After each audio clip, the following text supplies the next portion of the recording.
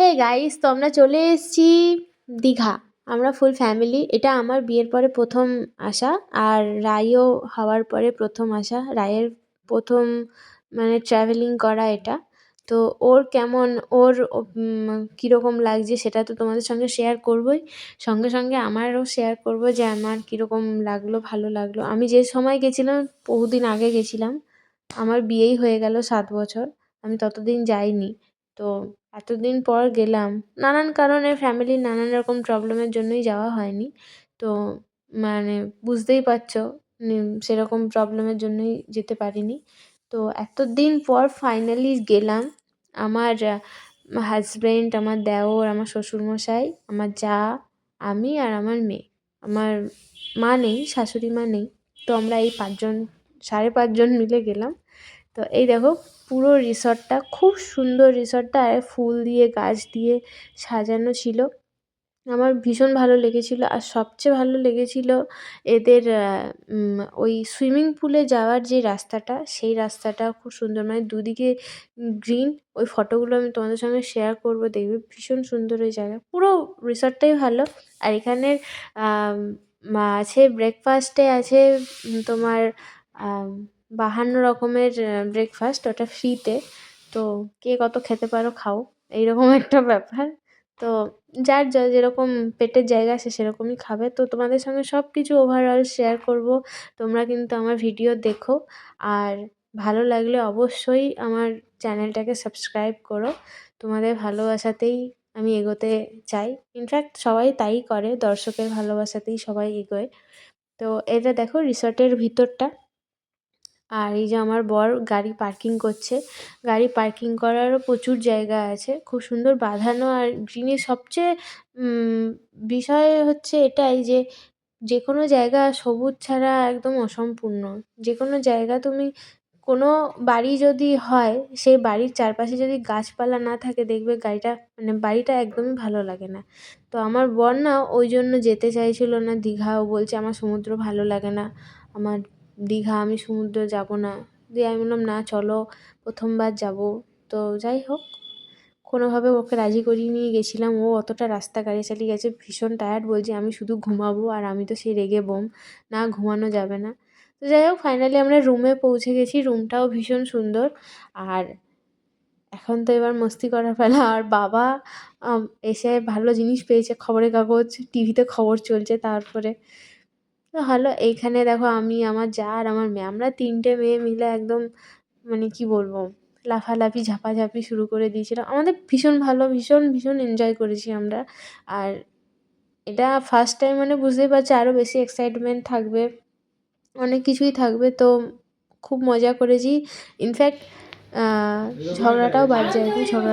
ঝগড়া না, I mean মনোমালিন্যও হয়েছে। না আমি এই জামাটা পরবো, ও বলছে না এই জামাটা পরবে না। তো শেষে যখন আমার শ্বশুরমশাই ভীষণ ভালো আর ভীষণ সাপোর্টিভ আমাকে। আমার বিয়ের আগে থেকেই আমাকে প্রচুর সাপোর্ট করে, খুব স্নেহ করে আমাকে।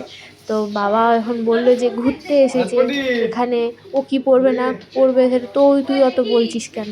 আর যখন বলে দিয়েছে, পারমিশন পেয়েছি, মানে বুঝতে পারছো তাহলে। মানে এরকম একটা ব্যাপার, মানে ভীষণ ভালো, ভীষণ সাপোর্টিভ। আমরা দুজনেই যেহেতু কম বয়সে আমাদের বিয়ে হয়েছে, তাহলে আমাদেরকে সবাই ভীষণ ভালোবাসে। আর আমার শ্বশুরমশাই, আমার শাশুড়িমাও ভীষণ অমায়িক মানুষ ছিলেন। উনিও আমাকে প্রচণ্ড ভালোবাসতেন। আমার যা দেখেনি, আমি দেখেছি। তো এখন আমরা দুপুরের খাবার খেতে যাচ্ছি। তো এখানে একজন বলল যে, আমরা জিজ্ঞাসা করলাম যে কী রেস্টুরেন্ট এখানে ভালো আছে। তো উনি বলল যে গোপাল ভাঁড় রেস্টুরেন্ট, আর আরেকটা কী বলল, রানীকুঠি। তো রানীকুঠি আর গোপাল ভাঁড়, এই দুটো রেস্টুরেন্ট আমাদের কাছাকাছির মধ্যে ভালো ছিল। আর আমাদের যেহেতু বিচ ভিউ রিসর্ট, তাহলে এই জায়গাটা, এই লাইনটা পুরো রিসর্টেই ভরা। তাহলে কাছাকাছি ভালো ভালো রেস্টুরেন্ট ছিল, একদম সামনেই ছিল। তো আমরা গোপাল ভাঁড় রেস্টুরেন্ট দেখতে পেয়ে গেছি। এবার আমরা রেস্টুরেন্টে ঢুকবো। তো চলো দেখি। আর দীপের ভীষণ খুশি। তবে একটা জিনিস কি, গোপাল ভাঁড় দীপ ভীষণ ভালোবাসে। ইনফ্যাক্ট আমিই ভালোবাসতাম আগে, আমি গোপাল ভাঁড় বেশি দেখতাম। দেন ওকে বলার পরে ও গোপাল ভাঁড়ের প্রচুর বড় ভক্ত, মানে ও গোপাল ভাঁড় দেখতে খুব ভালোবাসে, গোপাল ভাঁড়ের কার্টুনগুলো দেখতে। আর আমার মেয়েও গানটা শুনতে পছন্দ করে, ও এখনও গোপাল ভাঁড় অতটা দেখে না, ও সেই বিদেশের ভ্লগগুলো দেখতে পছন্দ করে। তো যাই হোক, দেন আমরা ভেতরে রেস্টুরেন্টের ভিতরে ঢুকে গেছি। এখানের খাওয়া দাওয়া কিন্তু খুব ভালো। আমার বর আবার, যেহেতু আমি ভিডিও করছি, আমার বর আবার বলছে নাও তুমি এবার মেনু কার্ডটা খুলে দেখাও। তো মানে কিছু কিছু সময় একটু ফাঙ্কি হয়ে যায়, কোনো কোনো সময় সিরিয়াস হয়ে যায়, মানে বোঝা যায় না। তো যাই হোক, খুব ভালো, মানে এখানে সব কিছুই অল ওভার ভালো লেগেছে। তো চলো এবার তোমাদেরকে আমরা এবার খাবো, খেয়ে নিই, তারপর তোমাদের বলছি। রান্না ভীষণ সুন্দর। হ্যাঁ, আর একটা কথা, সেটা হচ্ছে সবাই আমার কেউ বিরিয়ানি খেয়েছে, কেউ প্লেন মানে অতটা রাস্তা জার্নি করে এসছে, তাহলে এইসব খেয়েছে। আমিও প্লেন ভাতই খেয়েছি, সবাই প্লেন ভাত, শুধু আমার দেওর বিরিয়ানি খেয়েছে। আর আমার যেটা, আমি বিচে এসেছি, আর আমার না সামুদ্রিক মাছ খেতে ভীষণ ভালো লাগে, তো আমি সেটা খাবো না তা আবার হয়? তবে দামগুলো না বড্ড বেশি ছিল। আমি যে ভেটকি মাছের কালিয়াটা নিয়েছিলাম, ভেটকি না, সরি, ভোলা মাছের যে কালিয়াটা নিয়েছিলাম না, ওটাই 250 টাকা ছিল। ওই প্লেটটাই 250 টাকায়, ওই বড় পিসটা হচ্ছে 250 টাকা দাম। তাহলে কেমন গায়ে লাগে বলো? কিন্তু বিচে এসছি, না খেলে হয় বলো? সবাই একটু ইয়ে করছিল, নাকুচু করছিল যে বাবারে এত দাম দিয়ে খাবে, আমি না, আমি খাবো। এসছি যখন ঘুরতে, তখন তো খেতে হবেই, তাই না? তো খাওয়া হয়ে যাক, তারপর বলছি।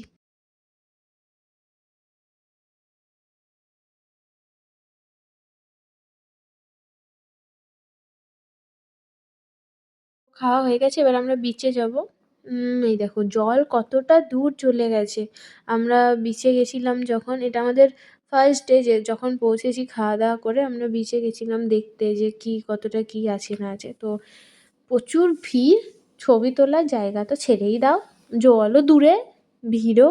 মানে রায়কে কত করে বললাম যে গাড়িতে চাপ, কিন্তু ও এখনও না, মানে 2.5 বছর বয়স তো, মানে এখনও না ও, মানে চট করে বাড়ির লোক ছাড়া কারোর কাছে যেতে চায় না, যেহেতু ঘরের মধ্যেই সবসময় থাকে, বাবা মা মিমি টাটা দাদা এদের সঙ্গেই খেলে, তাহলে ও অতটা আনকমফোর্টেবল, মানে চট করে না ও কমফোর্টেবল হতে পারে না, ওর একটু সময় লাগে, 1-2 মিনিট পরে ও কমফোর্টেবল হয়। তো ও কোনোভাবে না গাড়িতে চাপলো না, কি আর করা যাবে। দেন আমরা রিসর্টে ফিরে গেলাম, রিসর্টে ফিরে মেয়ের কাণ্ড শোনো। কে নষ্ট করে দিয়েছে? টাকা নষ্ট।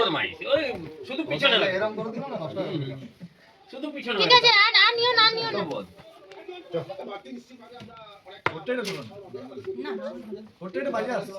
চলো, তাতা বদমাইশ হয়ে গেছে। তো আমরা এবার ঢেউসাগর দেখতে যাব। এই যে আমার উপরে রেগে ছিল, কি জানে মনে পড়ছে না, তবে হয়তো ছিল, তাকাইনি একদম। তো আমরা সবাই যাচ্ছি, চলো। এটা আমাদের হচ্ছে রিসর্টটা, বাইরের লুকটা খুব সুন্দর, দেখো পুরো বলছিলাম না, পুরো রিসর্টের লাইন, এগুলো সব রিসর্ট। তো আমরা এখন ঢেউসাগর দেখতে যাচ্ছি। আর যা ঠান্ডা ছিল, আর তেমনি হাওয়া।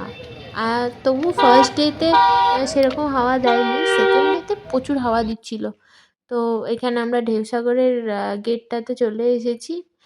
সব জায়গায় এখন বলছে টিকিট কাটবো, ভাবা যায় এটা বাচ্চাদের খুব সুন্দর জায়গা, তবে যতটা সুন্দর বলে, আমার ততটা সুন্দর লাগেনি, তবে ভালো, মানে ঘোরার মতো জায়গা ভালো। আমরা যে সময় গেছিলাম সেই সময় গান টান, বাইরের দিকে গান বাজছিল, ভিতর দিকে অত গান বাজেনি। তো এই যে, আর ঢেউসাগর দেখতে যাব, সেইখানে ঢোকার মুখটাতে এত কান্না রায়ের, ওর কারণ, কান্নার কারণ হচ্ছে ওই লাইট জ্বলা বেলুনগুলো ও চাই, আর 100 টাকা দিয়ে ওই বেলুনগুলো কেনা সম্ভব বলো? দিয়ে একটা বেলুন কিনে দিলাম, দিয়ে সঙ্গে সঙ্গে নিচে ঠেকালো, আর ব্যাস দুম ফাটাস, আর আরও কান্না। একজনকে দেখো, আমি যখনই ক্যামেরা অন করছি তখনই এই দেখো এন্ট্রি, মানে কি বলবো, খুব মানে ও খুব না, ওপেন মাইন্ডের, ও খুব ভালো, মানে ও খুব চট করে, মানে ঘুরতে ভালোবাসে, খেতে ভালোবাসে, এইরকম টাইপের একটা ছেলে আমার দেওর। আর আমার বর ঘুরতে ভালোবাসে, বাট ওর জঙ্গল চাই সবসময়, যেখানেই খুঁজবে সবসময় জঙ্গল খুঁজবে। আর এটা আমার যা, এ হচ্ছে ঘুরতে পেলে এ সব কিছু ও ভুলে যায়, খিদে ভুলে যায়, ঘুম ভুলে যায়, ব্যথা বুদ্ধি ভুলে যায়। এইটা হচ্ছে আমি ঘুরতেও ভালোবাসি, খেতেও ভালোবাসি, আর ঘরে রাখতেও ভালোবাসি। আর রাই হওয়ার পরে না আমার একটু ঘোরা ব্যাপারটা একটু বেড়ে গেছে। বাচ্চা নিয়ে জার্নি করা, ওটা ভাবলেই আমার মনে হয় না বাবা ঘরেই বেশ আছি। তো এখানে দেখো গান বাজছে জোরে।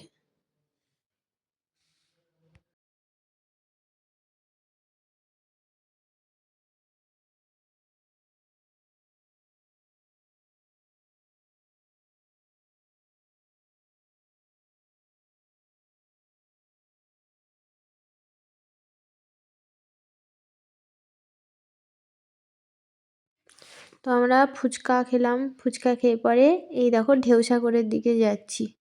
যা বড় বড় ঢেউয়ের আওয়াজ, জাস্ট শোনো।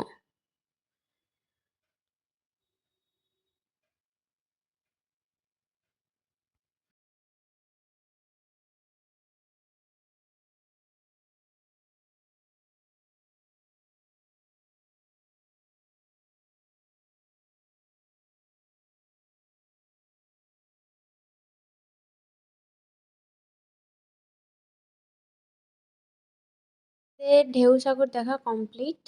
এগুলো রিল্যাক্সিং সাউন্ড। তো আমরা মার্কেটে চলে এসেছি। মার্কেটে দেখো অনেক জিনিস নিয়ে এসেছি।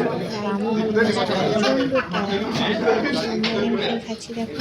আমি নিয়েছি চাইনিজ, চাউমিন খাচ্ছি, আর বাকি ওরা সব বাটার তন্দুরি রুটি আর চিকেন আসেনি। চাউমিনটা কিন্তু ওয়াও ছিল। কিন্তু টাটা, দেখা যাচ্ছে নেক্সট টাইমতে। আর তোমরা কিন্তু ওয়েট করো, ঠিক আছে? টাটা।